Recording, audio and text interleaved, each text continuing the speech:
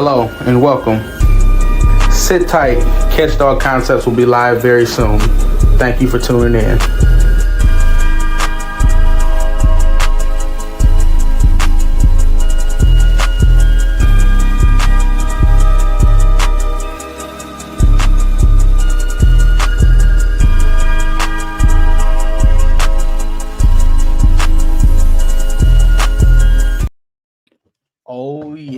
Oh yeah. Yes, sir. Back to back lives, y'all. I think y'all enjoy my company. We had functional focus last night. Tonight we got Deep South Sentinels, Ryan Keaton. Think this is gonna be a great interview once again. What's going on? Hey, what's up, Javier? Doing pretty good. Man, it's Javier with a J. Javier. Yes, sir. Yes, sir. Gotcha. You ain't the first person to make that mistake. I get it all the time. So talk about your first experience with dogs. We're gonna get right into it.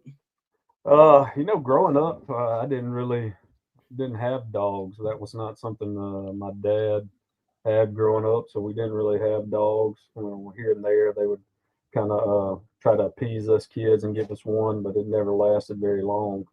So when I got out of college and got my first real job, is really probably at 22 when I really got a dog that hung around for a while. And mostly just pet dogs, to be honest, for the longest time. And then it's really in about the last 5 years started getting involved with the working dog world. Okay. So when did you first hear about the American Sentinel? The American Sentinel was probably about 2012 when I first came across it.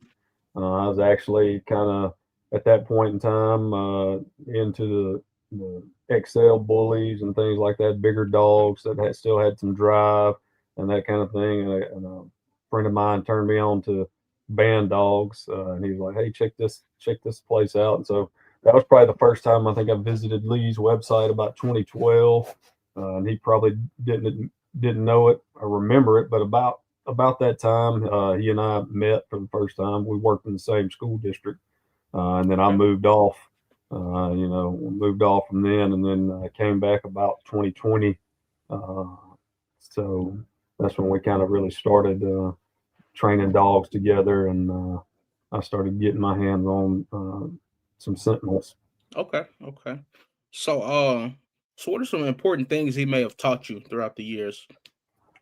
Oh man, I'm kind of a nerd, so I love pedigrees, right? Yeah. Like I love to look at pedigrees. I love to go on Peds Online and go back as far as it'll go and link all that stuff up. So sometimes I think I can get a little caught up in that, and he'll remind me, hey, you also got to look at the dog in front of you, not just the pedigree. Right. Is one thing, and just being and just meticulous. Every little thing, every little detail matters. Whether we're talking about the structure of the dog, the drives, all the little things that sometimes you can forget to look out when you're picking out a pup or something like that. Okay.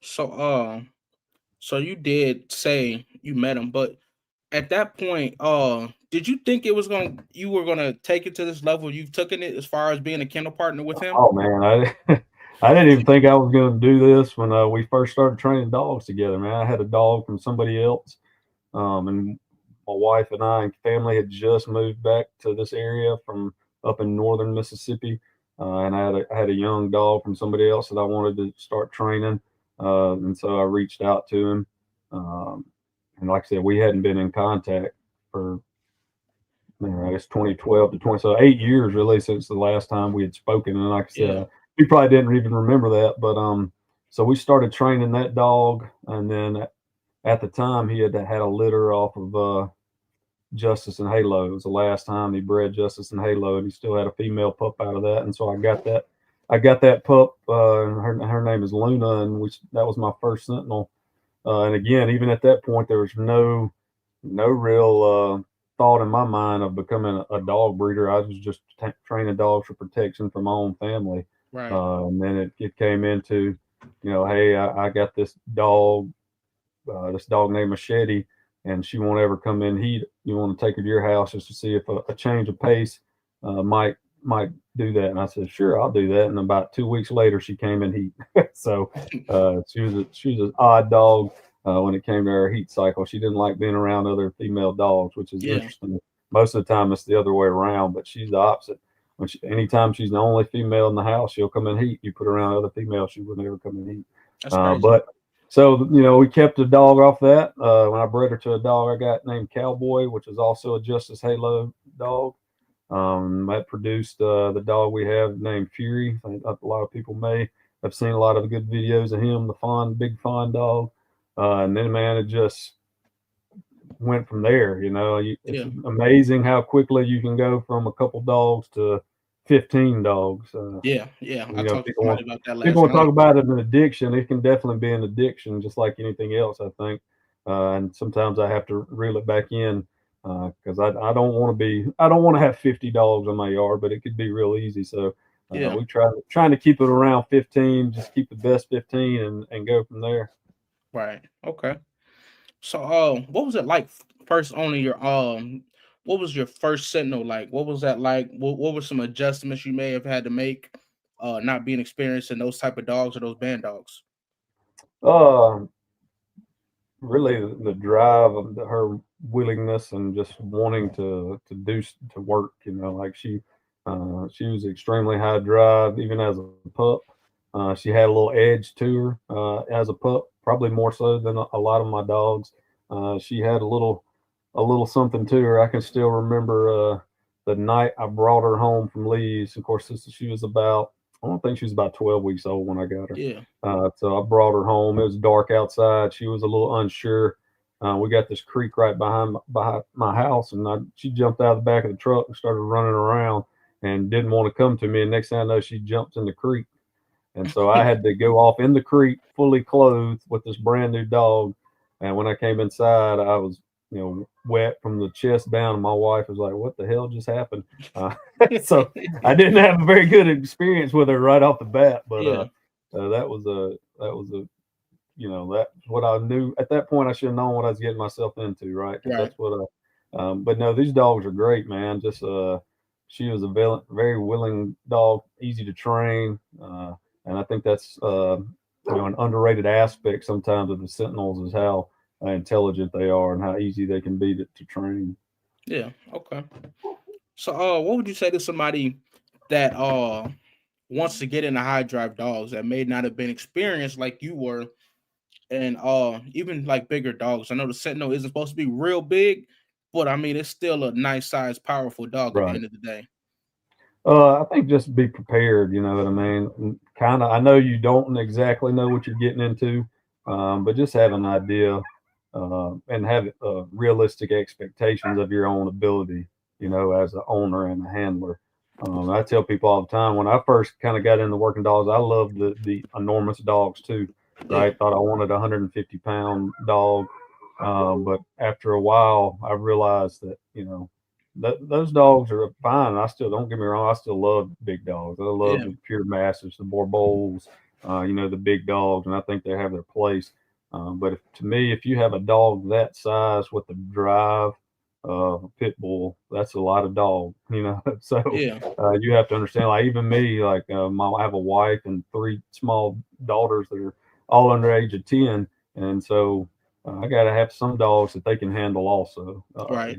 So when you start talking about really, really high drive, the larger they get and they're still athletic, they generate a lot of force. That's a lot of dogs. So I would say just, have a realistic expectation of what you can handle so that you're not having to rehome the dog, right?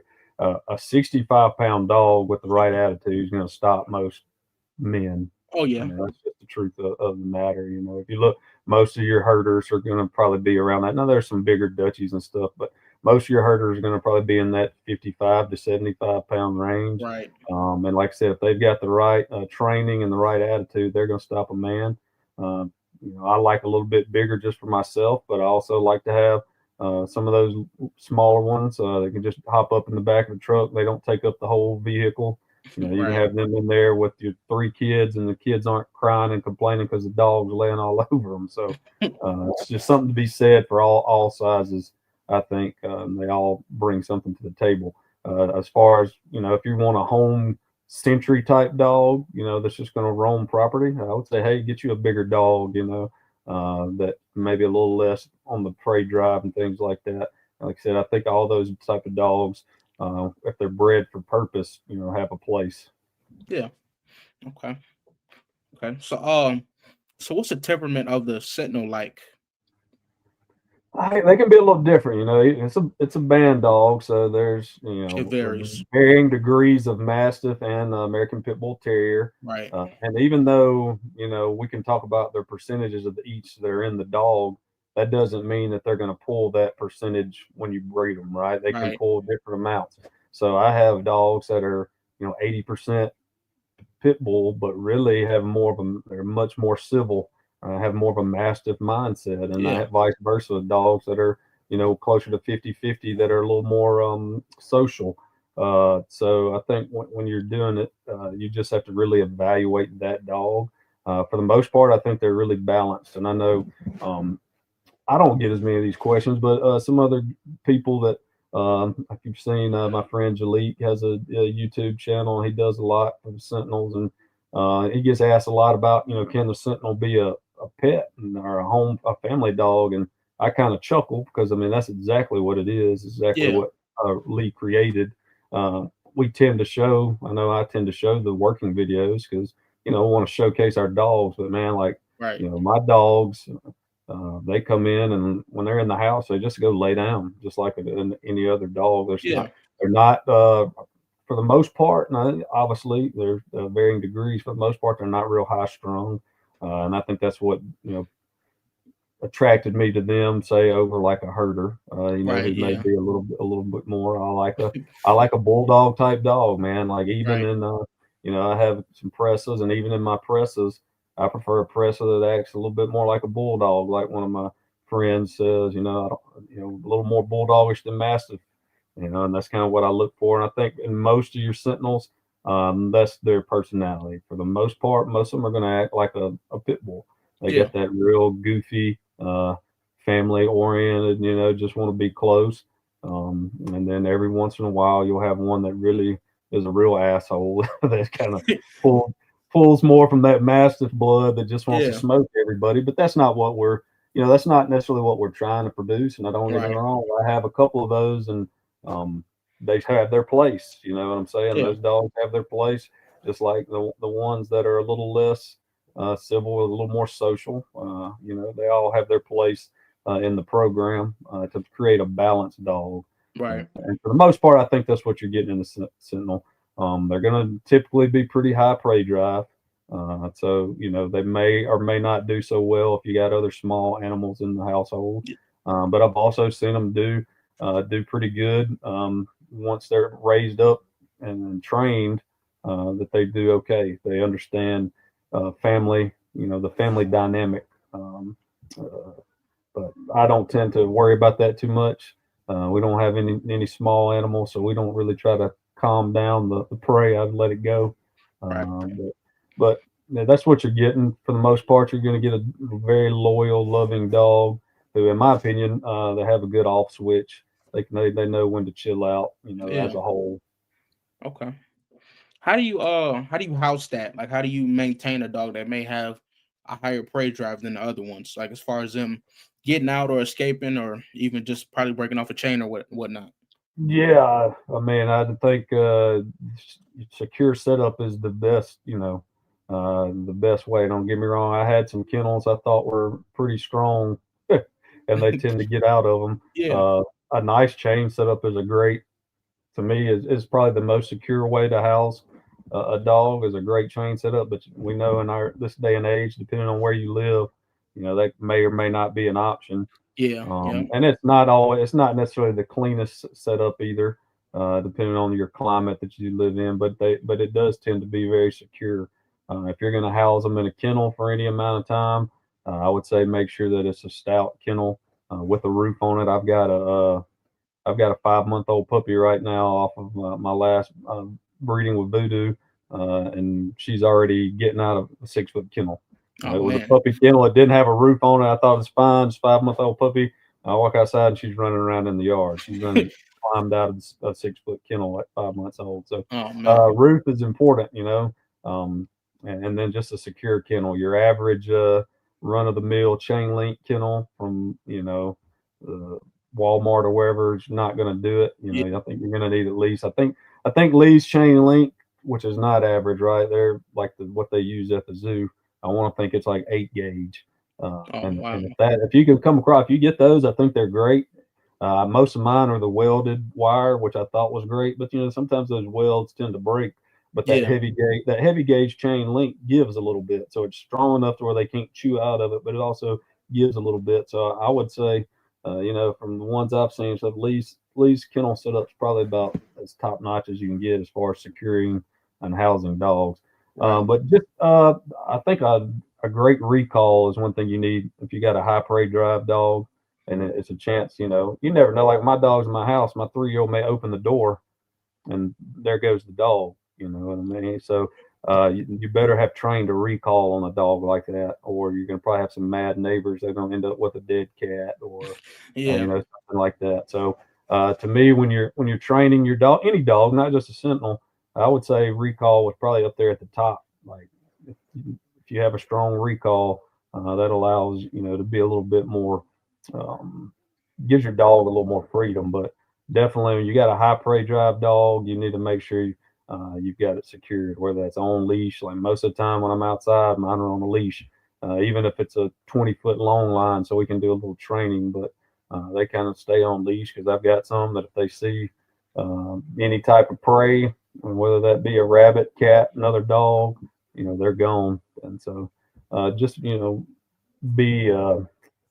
what's the word I'm trying to look, just be mindful of that. Okay. Um. So you kind of touched on it a little bit, but what was a sentinel like created for, from your understanding and what Lee has told you? Man, if you talk to Lee, he always uses the term family companion guardian, and that's really what it is, right? Having different dogs, different mastiff breeds, those type of things. They all have their attributes, but I believe, and Lee would say that he wanted to create something that was a little bit healthier than the modern day mastiff, who can tend to have health issues, don't live quite as long.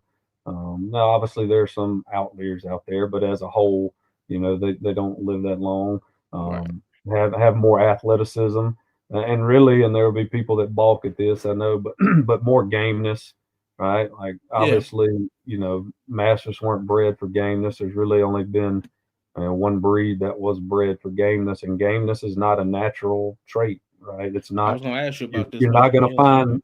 It's not in nature, right? And Right. anything that came up. Gameness is the willingness to keep doing what you're doing, regardless of your own physical well-being. Right. So you're not going to see that in wolf packs or coyotes or wild dogs, right? Because they need to survive. Yeah. So it's taking a dog that can serve and as a protection, but also giving it a magnitude of that game. That's no, we're not going to claim that they're game, right? Because there's only really one way to test that, and we're not doing Right. that with these dogs, right? We're not doing anything illegal. That's not what our game is. We're trying to create hog dogs, which I think can test the dog's mettle. Obviously, fighting a large boar, fighting a man, those are some tests. But just to create a dog that was willing to, go into combat, whatever that combat might be, and enjoy it. That's honestly, that's what I like to see, and what I try to pick when I see, my dogs, and when we're doing protection work, which one of them enjoys it, which one of them's just doing it because that's what I trained it to do. Because some of them will do that, right? You Right. told me to do it, so I'm going to go do it. But then I got some you can watch them, and when they, when that decoy puts a little extra pressure on or something, they kind of like it and they just fight that much harder. That's what myself personally I want to produce is dogs that just enjoy fighting. They enjoy combat. They Right. enjoy that combat with the decoy, and then when it's over, they can go over there and lay down and be fine. Right? I don't want something that I have to keep in a tiger cage all the time. Yeah. 'Cause if you've got a protection dog that has to stay locked up and can't be around anything, it It's not doesn't a serve. protection dog. Yeah, it doesn't serve much of a purpose, right? Right. And so, like even some of my higher, crazier dogs like Voodoo, You can take her out, walk around in public, and she may uh, show her ass for a second or two, but then she'll realize that not everybody is the boogeyman, and then she's fine. Right. But that's what this dog was meant to be. First and foremost, a dog that loves to be around his family and is willing to take on any threat to protect its family. Okay. So, first off, do you believe that form is supposed to follow function? And then the second part to that is, do you think the Sentinel's form follows the function it's supposed to be able to perform? Yeah, I would agree with that statement. I think that if you breed dogs for what you want them to do, their functioning or whatever they're functioning, I think the form will adhere to that, right? I think if I'm breeding a dog to be a catch dog, and I'm consistently breeding undershot dogs with small muzzles that have trouble breathing, they're probably not going to be very good catch dogs, right? Right. So if I'm breeding for catch dogs, I'm breeding wide open air so they can breathe while they're on catch, and longer muzzles and scissor bites and things like that, then that I'm breeding for that function for that job. Then I think the form follows that. If that makes any sense to you. Right. But yeah, the Sentinel for sure. I mean, that's one of the things we look at, and that was one of the things talking about. What Lee has taught me is to pay attention to the little details, like scissor bites, and like rear end structure and things like that. Now, that's not to say that some of these dogs might not be slightly cowhocked or might have a slight high rear, but at the end of the Right. day, if they do the job we want them to do, that's not a disqualification like it might be in the show ring. Now Yeah. we want to breed. I don't want to go. I'm not going to go breed two dogs that, even though they're both great dogs, if they're both cowhocked, I'll probably go to something else. But if I got a dog that's performing just like I like it, and that's a little cowhocked, I'm not going to remove it necessarily from my program because it's doing its job. It has not taken away from its functional ability. Now, if Right. it was something like we're talking about dogs that might have, we test all our dogs' hips for hip dysplasia and make sure they're good. So if a dog's got hip dysplasia, obviously we take it out. But there's varying degrees on all these things. But I think if you're breeding for function, whatever it is you're wanting to do, the form should follow that, and you should be fine. Um, but you have to pay attention to it. You could have a protection dog that maybe it's it's not this form isn't very good, Yeah. but we're looking for exceptional athletes. All right, and that's another thing. Sometimes I'll look at the dog's mental state a little bit more, and Lee will remind me, well, how athletic is it? What can it do in those terms? So Right. So you talked about testing for hips. I heard like a lot of older dog men, of course, they didn't do that. Some didn't have it, and a lot of people still don't value it today. What do you think the pros and cons are to breeders that do the hip tests and the health tests and whatnot? and here's my thing, like, just there's a genetic component, and just because you take two dogs, and they could both have good hips, it doesn't mean that they won't produce dogs that might have a hip issue.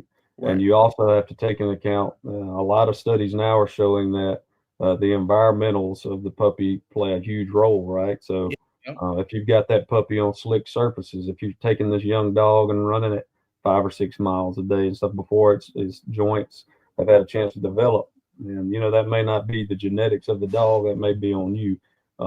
But we usually test all ours somewhere between a year and 2 old. We usually have all ours X-rayed, and now just being upfront, we don't OFA them or anything like that. We just, our vet has studied that stuff, and he can look at the X-ray and tell us that's a good hip, that's an excellent hip, that's a fair hip, that's a bad hip. To be honest, at this point in the program, I think it's been a pretty long time since Lee's had a dog that had a bad hip. Yeah. And I haven't had any so far. Knock on wood, I haven't had any of my breeding stock that I have had any questionable hips. So that's been good. And then you just go forward. But I think it's like everything else. It's a tool, so use it. That's not the end all be all, because a lot of that could be hip placement. I see some people, they show hip X-rays, and the doctor told them the dog had hip dysplasia, and the X-rays crap. Right? They don't have Mm. the leg lined up the way it should be, and so you take it back, and then it's do a second X-ray, and the hip's perfect. So you Wow. have to make sure you're using people that know what they're doing. Um, and then it's all the different things that you put to me. You have your list, you put them in the toolbox and go. And um, just because a dog, or just because one vet says one thing, hopefully you trust that vet. But if not, go get a second opinion. Yeah, absolutely. So what is the size range from for a sentinel, like as far as height and weight? I know you said there's a little bit of Oh, variation, but yeah, it can be some pretty big variation. okay. Ideally, I think we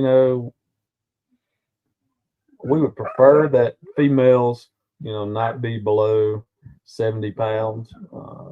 So you're going to have females. We'd love to have females in about the 70 to 90 pound range. Now, sometimes that doesn't always happen. I've got a couple females in my yard that are 65 pounds, but but they tend to throw. I've noticed they tend to throw dogs larger than themselves at times. Mm, Um, and then males 80 to 100, 105 pounds would be, I would say, kind of what we're shooting for okay. as a goal. But now I did a breeding about 2 years ago, and two dogs that were both a male and female were over 80 pounds, and all the offspring were less than 60 pounds. Wow. And so it was weird. And, obviously not something I would want to repeat, but for whatever reason, it came out like that. And then um, I've done breeding where the male was 80 pounds and the female was 70 pounds, and one of the males out of that litter is 115 pounds. So Yeah. when you're dealing with band dogs and the different genetics, and they can just jump out sometimes. Right. Like you look at uh, like Voodoo, she's about 65, 70 pounds, and she's super intense. But I haven't, I think out of her two litters, which was, see, like 15 pups and two litters, I only think one of them so far that are grown now is less than 80 pounds. So Yeah. but that ideally for me, 70 to, like I said, 70 to 85 pound female, 80 to 105 pound male. I think that's a really good size. You get much larger than that. Um, for me, and if the dog is super, super high drive, then not a lot of people are going to handle that. Like I said, I'm not against big dogs. I like big dogs. I like Right. presses. If you have a nice Corso, I like, that's a good dog. Yeah. Rottweilers, if they're not ruined, if they still have a nice muzzle and Yeah. look the way they should look, Right. those are all great dogs, and I like them. Um, but then again, that's a lot of dog. Right. That's a lot of dog for mama to be handling when she's out on a walk. We had a 110 pound Mastiff hybrid, and this dude come by our house jogging one day, and he put her on skis. She was screaming and cussing, and I'm coming out the house, and he's dragging her through the yard. So Oh man. that's a lot of dog. So back to Yeah. your question on what people to look for, just make sure they know what you can handle. My wife had to leave, so if you hear kids come in, It's all good.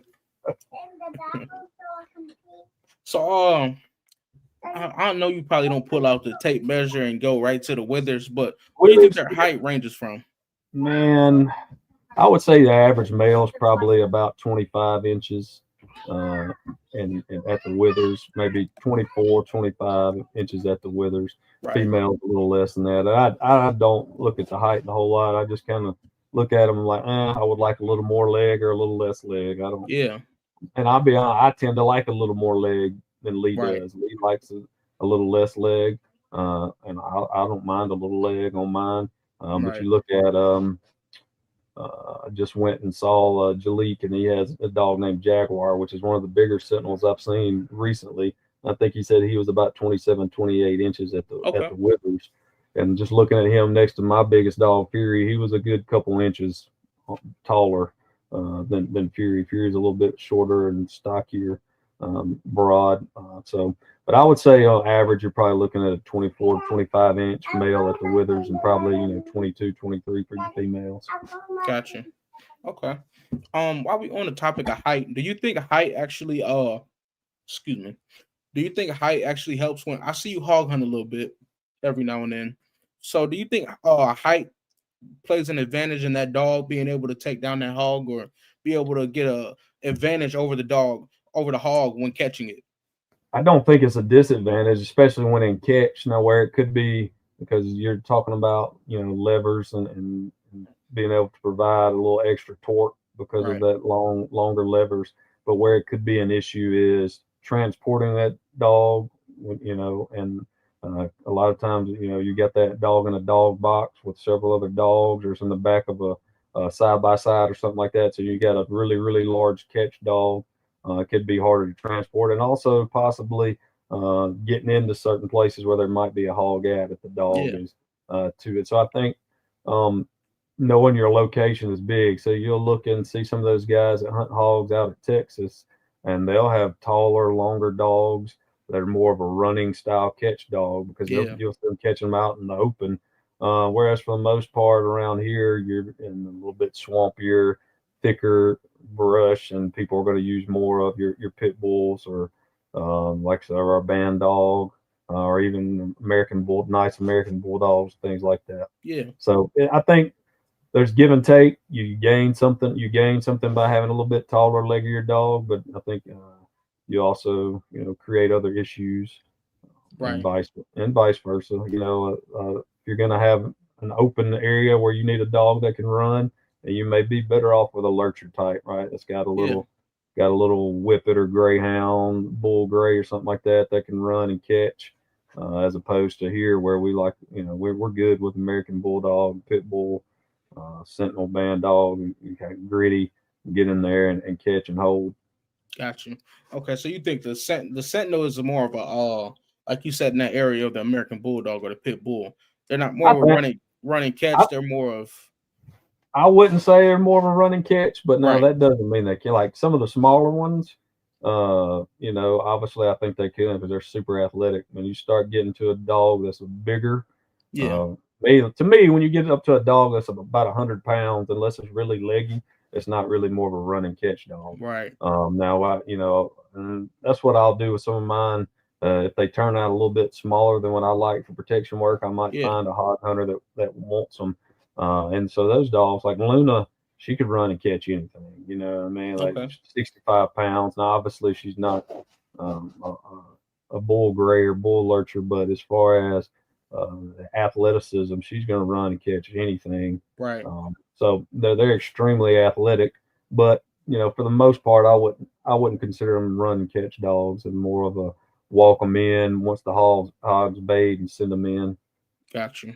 Okay. Now, and this disclaimer: I'm not the hog hunting expert. That's not my. Yeah. No, we That's not ain't, that's we not my ain't cup of saying tea. that. I'm more of the the protection stuff where I love watching the videos and doing that stuff, and hopefully we'll get out to be able to test my dogs in that avenue a little bit more. But with being a full time football coach and athletic director, and got 3 kids, and You doing got a the schedule on you. protection training, and I do a little deer hunting, a little turkey hunting. By that time, my wife's about had enough. So when it gets time to start catching hogs, I think she's about ready for me to stay at home. Yeah. Okay.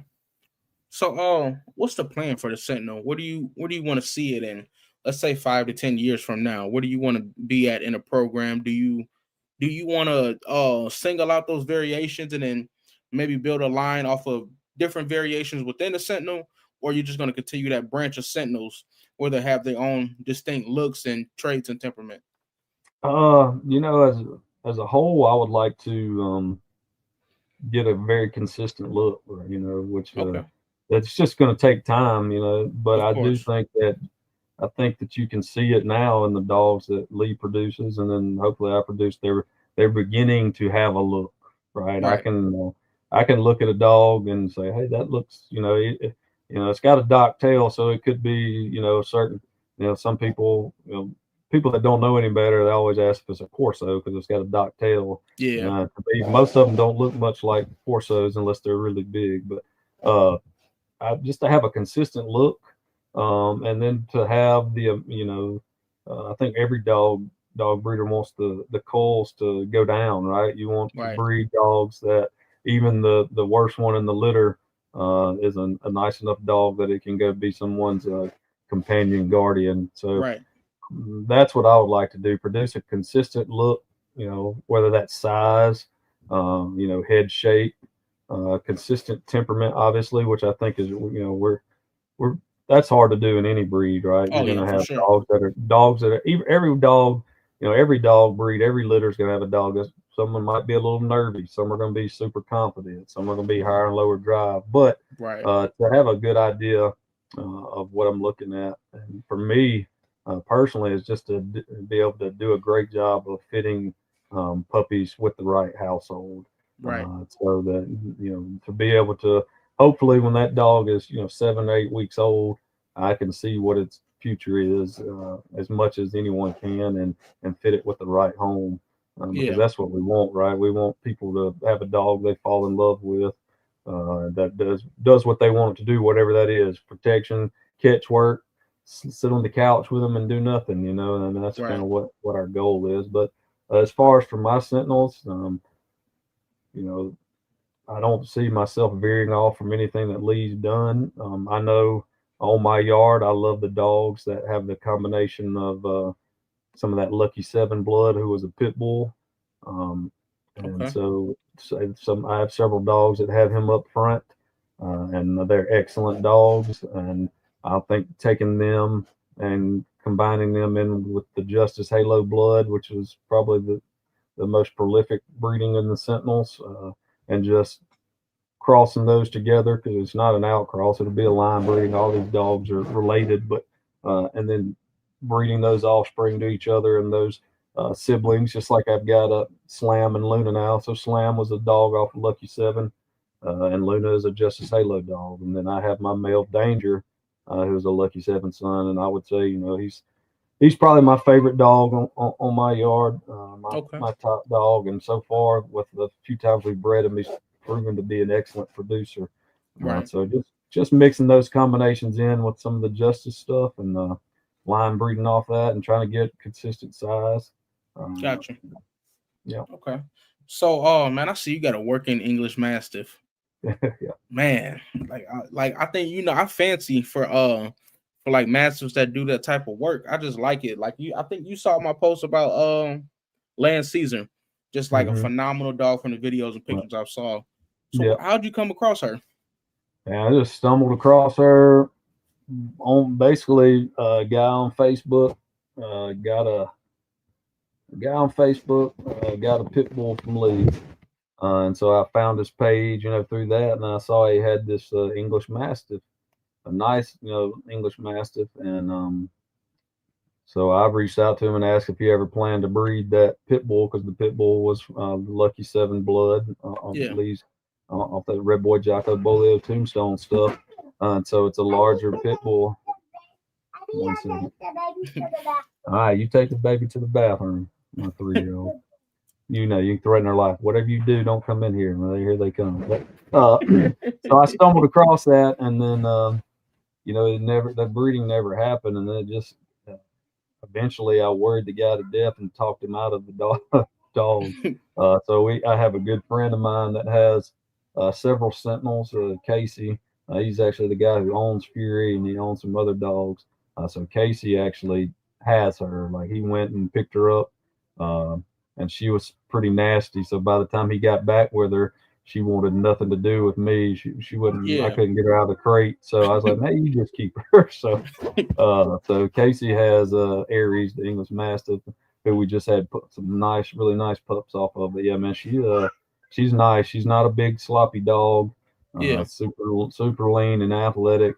We've been on the search for a male similar to her to breed her to produce some just pure English Mastiffs of that type. That's been Right. kind of hard to do. Man, We that'd haven't be found one nice. yet, but we're on. If anybody listening, if you come across one, like my a guy I reached out to said, you may find one somebody's got that's just a pet sitting on somebody. They don't even know what they got, right? Right. Yeah. So we're looking. So if you got a nice, confident English Mastiff male that's a little old school and type, reach Yeah. out to us. We're trying to do it because there are people who want that dog that don't want the big overdone couch potato. Right. Yeah. Definitely. Shoot, I strive to have one of these days once I get my Well, yard together. worst comes to worst, we'll breed back into her, right? Take one of her offspring and breed it back into her to up their percentage of Mastiff. So it Yeah. may not be a pure English Mastiff, but you'll have a dog that's pretty close. Right. Uh, Yeah. It'll be close. the, Yeah. Right. It'll be her right there. offspring we have off her in danger right now are 37.5% pit bull, and then they're about 60% English Mastiff, the rest being Neo and Tosa. So if she's still healthy enough, we'll probably breed one of those back into her. So you'd be looking at a nice dog that's about 80% Mastiff, Okay. but ought to be athletic and you know what we're looking for, hopefully. Right. What's her size range from? I mean, what's her size run Man, to? she's I have never put her on a scale. I would say she's probably about 130 pounds. Okay. So So that's not not too big. big. No, not big Yeah. for an English Mastiff.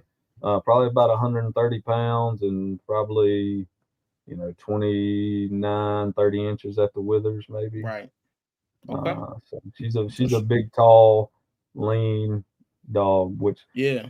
so she may not bring as much size, but she'll bring enough. That's kind of we shouldn't have to breed down too many generations to get the athleticism. Right. Just looking at the pups we got off her, I'm hoping if we can get a male that's 115 pounds and a female that's about 100 pounds to breed back into our dogs, that's really what I'd look. I'm not looking for something huge that I have to breed multiple generations to get it back down to being athletic. So Right.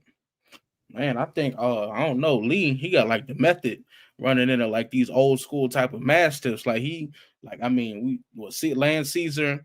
I'm a nerd when it comes to like mastiffs. So I've looked at like all the ones he's run into. Land Caesar, Caesar, Eclipse, Eclipse would probably be his favorite, right? If you ask yeah, Lee, he says she is a kind of a anomaly because still a bigger English Mastiff, much bigger than Aries. yeah, I think, but still had that attitude and drive, right. and she was exceptional. Yeah, even Achilles, I know the Neapolitan Mastiff. Yeah, Hmm. he's seen some real good working Mastiffs or Right, that's another professional one. pedigree ones. Sometimes stuff just falls in your lap, right? David got Yeah, Achilles from an old man that just got old, and the dog was too much for him. right. So sometimes stuff just falls in your lap, just like Aries kind of fell into ours. And like I said, sometimes if you want something bad enough, you keep pestering people until they until they give it to you. Yeah. Jalik said, Ryan, is there any pups left off of Aries Danger? Yeah, we've got one male left. We've had some people reach out, but nobody, has pulled the trigger. One of the lighter color brindle male. When you look in the videos, he's a little more. He looks like he's going to have a little more Mastiff temperament. He's a little more aloof. Still got some prey drive, works the rag, does all that stuff good. He's still confident, but he's going to probably be a Okay. sharp Okay. dog. And we're content to keep all those puppies that no one wants them. I promise you. But we did sell one of the females to a guy who already had a sentinel. So other than that, if they sell, that's great. If not, we'll probably keep them, and then we're gonna run her back to either danger or fury again. Yeah. So hopefully she's gonna rebound. She's already looking much better. Pups can be rough on them, but she's looking good. So we'll probably run it back. So, but Okay. pretty pleased with those puppies right now to Yeah. have the drive that they've shown so far to be that larger percent of Mastiff. And they look good and big, thick. Gonna be some nice pups, I hope. Nice. Oh man, I'm sure you saw the Uprising Band Dog breeders. So I'm gonna ask you. This probably be like three-part question, but what do you think about the Uprising Band Dogs? We just start with that. What do you think about the Uprising Band Dogs? What people are doing with the term and the breed, if we want to call it that, or the type?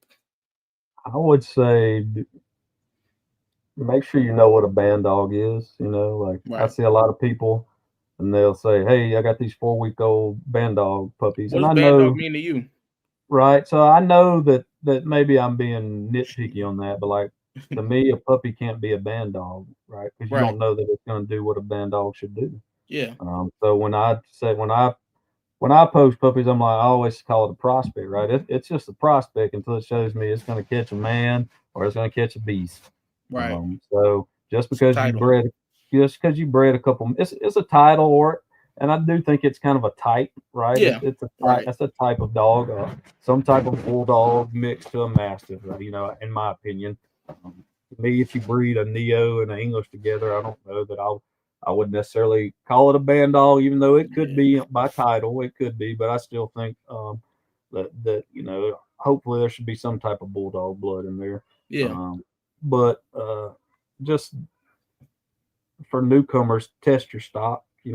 Like there's some good ones out there. Um, you had James from Authentic on here, I think, Yeah. a while back. Man, I love what he's doing.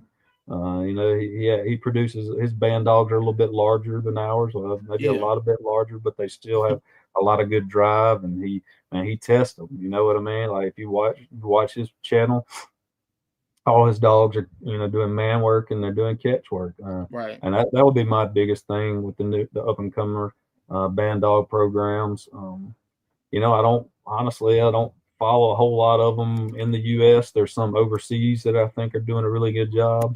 Yeah. But I think the biggest thing I would say from what I see, I just see for the most part a lot of people just slapping stuff together and calling it a band dog. Yeah. I mean, That, that's I'm just that's being common. honest. Like I mean, I yeah, you're don't, not lying. I don't. There's just a lot of slap a mastiff together. Let's throw some Catalahoo or a Great Dane in there to get some Merle. You know what I Yeah. mean? Yeah.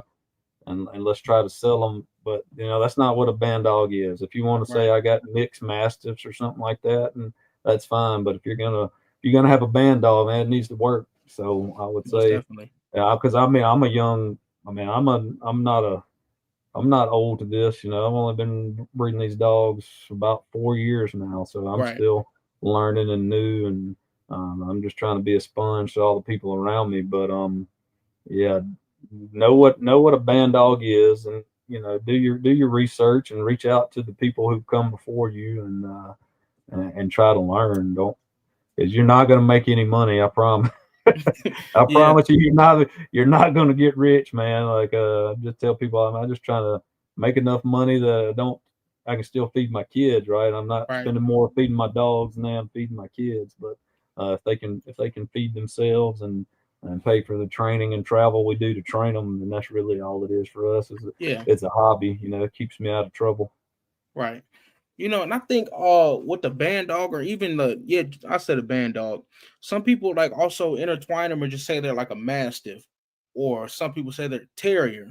But I think once you implement another breed or you implement like when we say the mastiff, you implement some bull blood. I think that separates that dog from the mastiff group. The bull blood adds in different characteristics that you wanted to compound onto the mastiff characteristics to create what you would say is a better dog or a good dog. So I don't think we can group that into a mastiff or, like I said, the terrier group or a hound group when there's standards and there's different and there's reasons for those standards and those things created because of what they were and they've been established for over the years. Yeah, I mean, I agree. And I'm gonna say that I don't try to step on toes, but like there's a lot of good breeds that are still purebred out there, Yeah. right? Like if you look at the guys who have the performance American Bulldogs, and those are some Oh yeah, nice some nice dogs, man. dogs. I Yeah. mean that my problem is I like dogs. If it's Right. up to me, I would have full blooded Neos, Presses, English, American Yeah. Bulldog. I'd have it all, but it's hard to do it. Pit Bulls, I've had a couple Pit Bulls, and Lee kind of got me into those. I've fallen in love with those. My wife and kids love the game dogs because they're a little bit smaller, right? So Right. they're easier for them to handle, and they like the tails. They get mad at me when I dock the tails and have their ears cropped and stuff like that. They want the floppy ears and the tail. But Yeah, man. I think once you add bull blood in, it's something different. I do Yeah, think it is. Like, why did you do it?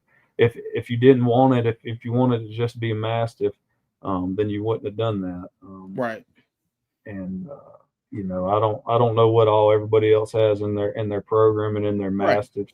Um, but I'm kind of people may get mad, but I don't know a breed out there that the American Pit Bull Terrier ain't gonna make better if you add it to it myself.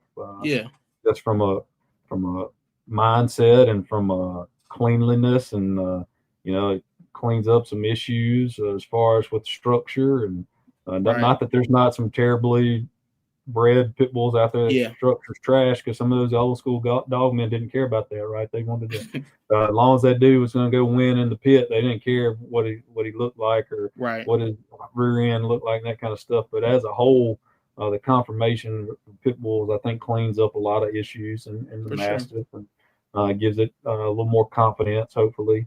But again, I'm not stepping out. There's well-bred dogs of all those breeds. Oh yeah, I just feel like they're becoming harder to find. facts. So for me, uh, honestly, I only live like 20 minutes at least, and when we moved back, instead of searching the country for a well-bred Corso, it was just a lot easier to say, man, I got these dogs are right here. There's something different. I've always been somebody I didn't really like to have the stuff everybody else had.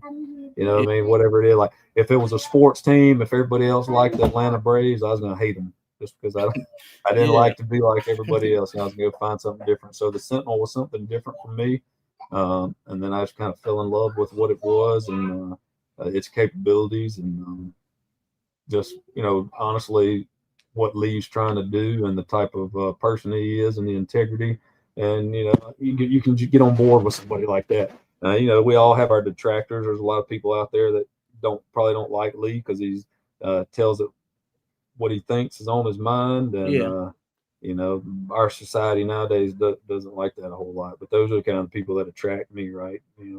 Tell right. me tell me the truth whether it hurts my feelings or not. So, I respect that though. I mean, at the end of the day, say how you feel. I mean, don't sugarcoat nothing. Be well, man, straightforward with people. I always call him and I'm like, I'll send him, I'll build something, right? Like I built a training table, an elevated training table, and I sent a picture of it to him. I said, okay, tell me what's wrong with it. Because that tends to be what he does. Hey, you could have done this better or that better. And Yeah, he's like, no, I don't see anything. I was like, nah, man, you're lying. But, I had a dog get out of a kennel not too long ago. The dog got his way out of the kennel and he's like, well, I don't think that kennel's strong enough. And I'm like, yeah, so you're probably right. You know what I yeah. mean? So you need people that'll will tell Keep you you the truth. honest. Yeah, Yep. 100%. Let's talk about your presser program. Where'd you first get them from? Uh, Yeah. I know there's some typage, there's some variants in the presser. Like I said, like you said, I don't know all the methods people do within their program, so they might interbreed something, but there is like the mastiffer types, and then you have like the ones like you said that look more like a bulldog or a pit bull terrier than others. Man, I'll be honest. Like I've always, hey Naomi, I've always enjoyed the bigger dogs, like the presses. At the same time, when, like I said, 30 years ago, when I was kind of into the XL bullies, just because they were a bigger, drivier type dog, looked like a big pit bull, which was when I first saw a nice pressa, I kind of thought the same thing. It looks like a humongous pit bull, Yeah, kind of acts like it. But again, I first saw one probably 30 years ago and just never really, I was reading books about them before I'd ever seen one in person. yeah, And honestly, how I got my first one was, I needed somewhere to train dogs, and I stumbled across a guy on social media, and he was training dogs at his place every month, but he was kind of he didn't like to bring in new people if he didn't trust you. So I mm. went and bought a dog from him so I could start training with him. And that was a Big O Pittman down there. He's another Mississippi guy, and he has Oh some really yeah, I nice know him. I dogs. know So, him. Yeah, yeah. He uh, didn't accept my friend request, man. But I would have liked to be able to see more of his pictures and everything hey, he I'll got take going care of on. you, man. But yeah, so Appreciate that. he's only about an hour from me, and just so happens I was doing one of my athletic director duties, and was going to a ball game down there where he lived. And I was like, and we had messaged back and forth a little bit. And I said, hey, you care if I stop by and see the dogs? He was like, no, come on. And so I did, and try to gain his trust a little bit. He let me come out there and train one day, and I bought a puppy from him. He's a great dude, and he's got good dogs. He does. I mean, he's a true. Yeah. And I don't throw this out lightly, calling somebody a dog man, because I think it gets thrown out there a lot. Right. I wouldn't even call myself that. I think anybody who does call themselves a dog man may be a little full of themselves. But now he does great by those dogs, and Yeah. he's got some nice stuff. I've gone through several presses so far because again, there's a lot of types, and just looking for what I want. I have one right now from Toledo presses, from Alicia Graham, and it's a female that she's just a little over a year old, but she Okay. is kind of what I'm looking for, right? Not super big, probably 85 pounds. She may top out one day at 100 pounds. They'll grow a little bit longer. Yeah. Super athletic, pretty confident dog, extremely drivey, kind of nutty drivey, Yeah. kind of a pain in the ass kind of drive. But she's what I'm looking at right now. So presses is not. I mean, I'm gonna be honest, not my thing. But I like the ones that I like. If that makes Right. any sense. Like there's a lot of them I don't like, but the ones I like, I typically really like. Yeah. Big O has a lot of those type of dogs. I would say if you're looking for a pressa, that would be a great place to start. But Okay. at one point I mixed one in with this Sentinel. I Oh, you thought did maybe do that. Okay. yeah, I did. Yeah. They were okay. I'm gonna say that they weren't bad. See, you didn't even say they were phenomenal. Like most people would have been like, "Oh, the dogs were phenomenal. I love them." No, I They, yeah, probably could have used a better presser and a okay, better Sentinel for that matter. But yeah, I don't think that. I mean, I don't think they're uh, bad at all. They were a little bit all over the place from a size standpoint, and I didn't use a big overdone press of male either. yeah. He was about 105 pounds. So you had a tight one. You had to, yeah, Yeah. So, okay, but yeah, but at first I was that's kind of what I wanted to do. And then I've just after time, out of respect for what Lee's already done with his dog, I decided that really wasn't what I needed to do. If I wanted to right, do something with a presser, then I would do something, call it something else, and do something else with it. But yeah, yeah, I like the presses that kind of act like bulldogs, man. yeah. They want to fight everything, that strong nerve, Hard a lot of headed. a lot I of had one. fight drive. And Yeah, we won't argue whether or not that's a real drive or not, but a lot I like to fight stuff. right. Got you. Oh man, like I said, shout out to Big O Pittman though. He got what is that he has? He has a is it a Malinois presser He's got a cross. yeah, he's got a herder presser mix. He's got a couple of those. I like how them He's look. got some pure herders that are really nice. Couple really, I'll tell you this about Big O.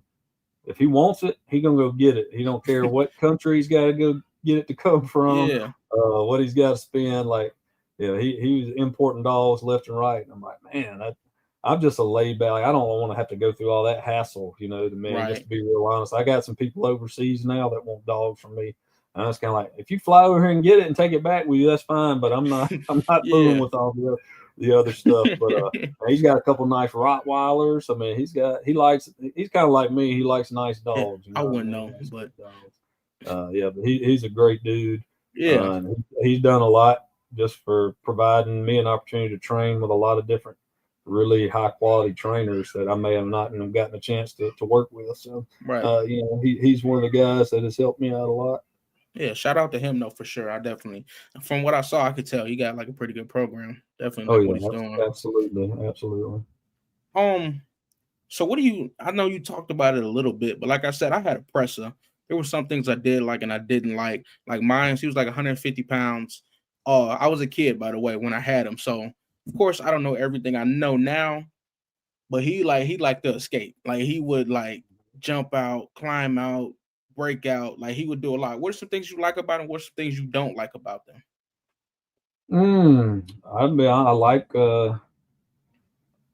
I like the just fear factor when people look at one, right? Yeah, That's a big deterrent. If you look at right. if you got a 130-pound dog over there that looks like most presses look, they give you one of them little huffs. That's enough for most people to go Oh yeah, running. yeah.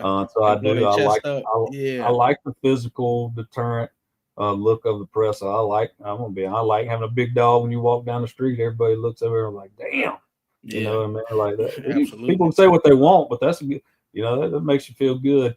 Um, I don't like that some of them are not real fond of pressure, right? Yeah, They don't, which is a mastiff trait. Like they're gonna put on a really big threat display, bark, growl, stomp their feet like a right. bull. But at the end of the day, they don't really want you to come over there.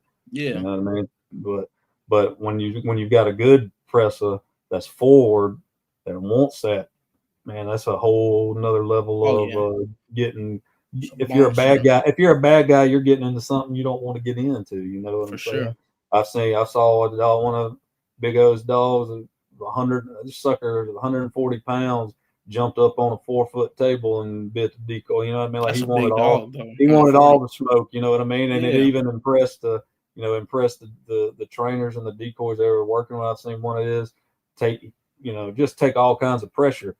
That's the kind of press that you want, in my right. opinion, right? Not a big lazy docile dog, not one that's only going to put on a threat display, but one that is confident that, hey, if you come into this yard, there's going to be trouble, or if my guy lets go of this leash, we're gonna have problems. Yeah, So that's what I look for in a presser. To me, that nerve and confidence. Talking about Big O, the first dog I got from him was a beautiful female dog.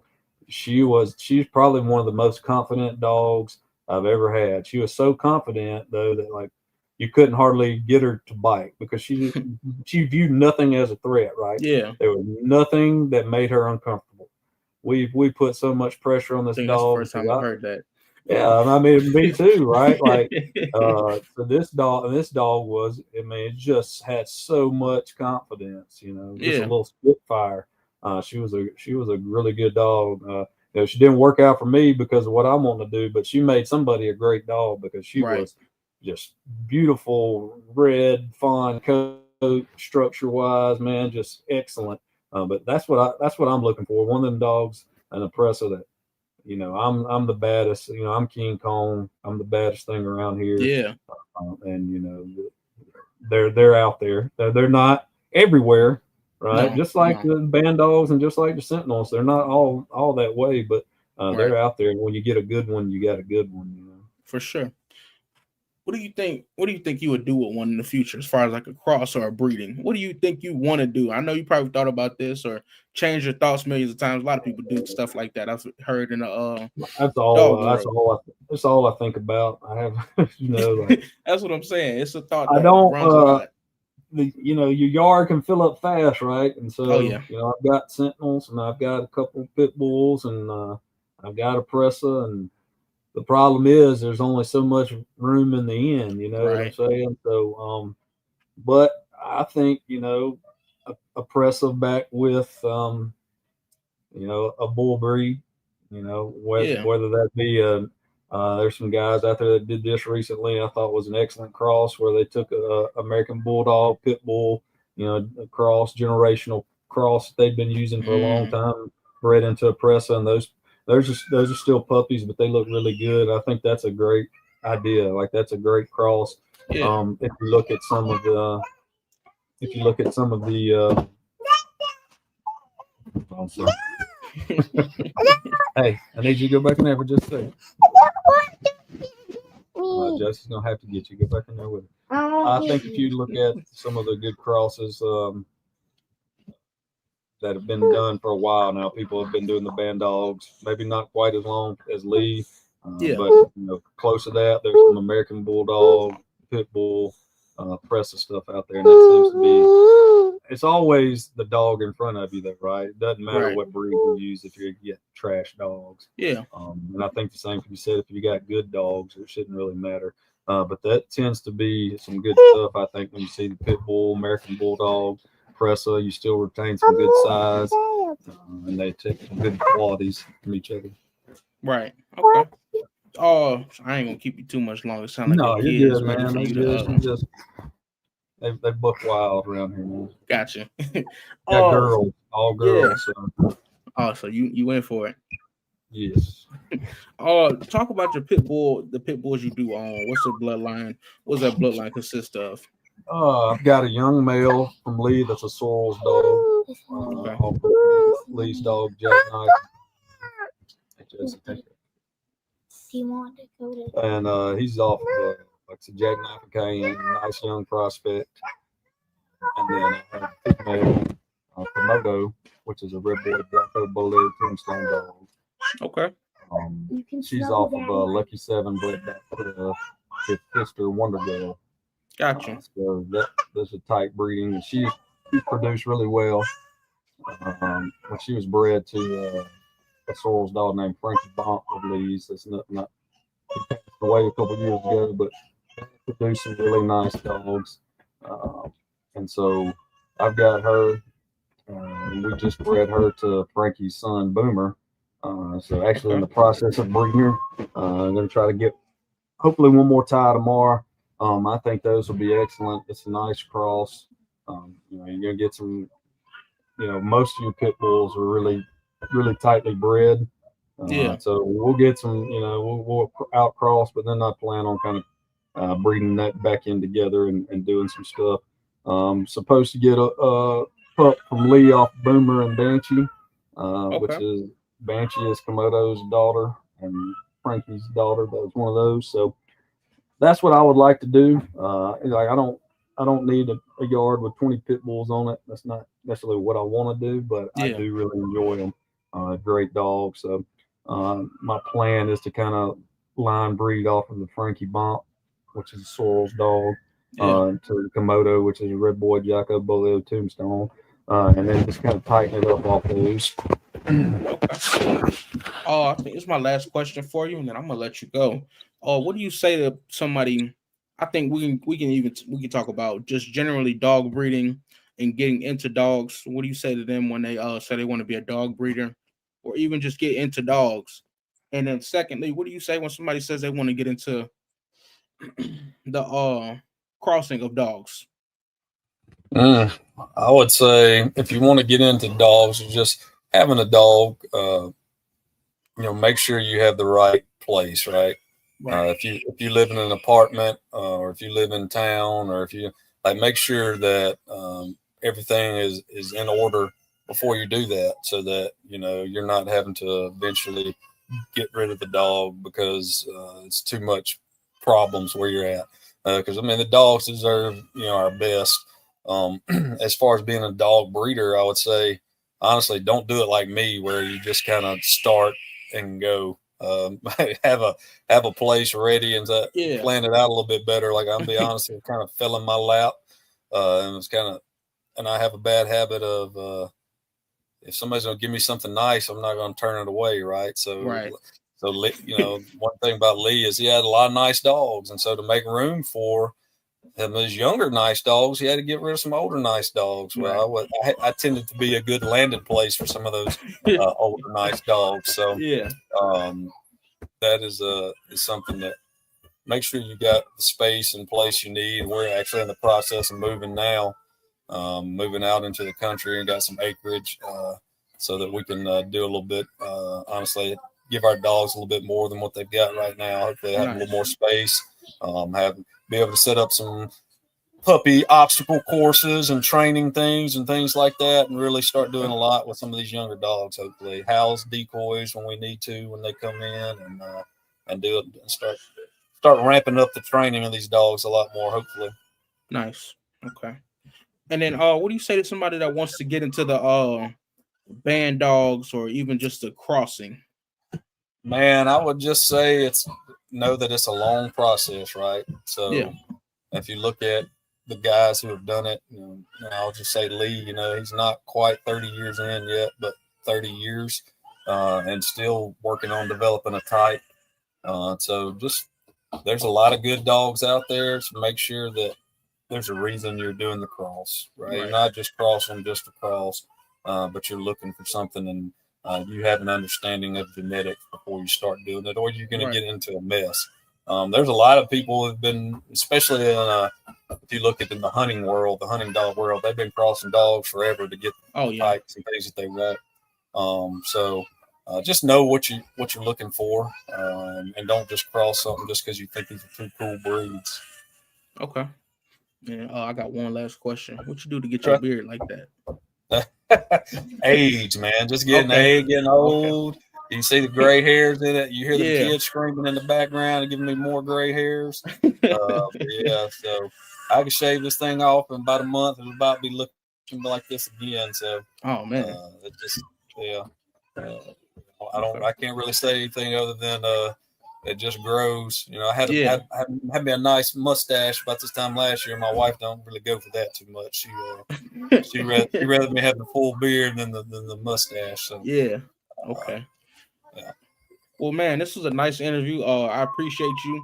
I think my audience definitely like what we was talking about and like how this went down. So, like I said, I appreciate you, man. Let me go ahead and talk to Big O for me so I can see his profile. Hey, I'll hit him up. See if I can get him on for you, man. He'd be a great interview. Funny guy. Appreciate it. Yeah, bud. Enjoyed it. Thank you. So, audience, tomorrow we got Roman A. Price. We did part 1 of what was that? Health and puppy development. So then, breeding and puppy development. So now we're gonna get into puppy development. This is part 2 tomorrow, Tuesday, 8:30 p.m. EST. Not sure what time it is for everybody else, but y'all be there and check us out. And once again, thank you, Ryan.